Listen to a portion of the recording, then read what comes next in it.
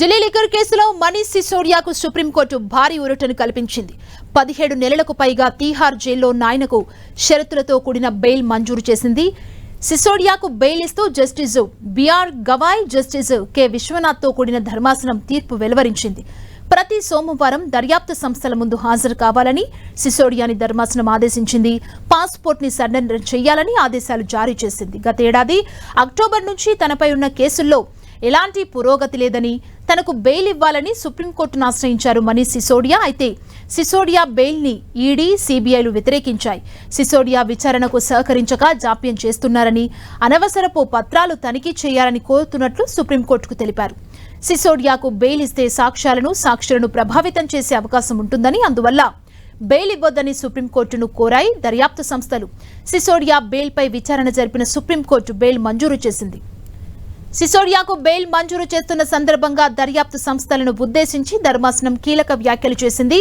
విచారణను గడువులోగా పూర్తి చేసే అవకాశం లేదని ధర్మాసనం వ్యాఖ్యానించింది. విచారణను పూర్తి చేయడం కోసం సిసోడియాను జైల్లో ఉంచడం ఆర్టికల్ 21 ని ఉల్లంఘించడం తప్ప మరొకటి కాదని తెలిపింది. సమాజంలో లోతైన మూలాలు ఉన్న సిసోడియా ఎక్కడికి పారిపోలేరని చెప్పింది.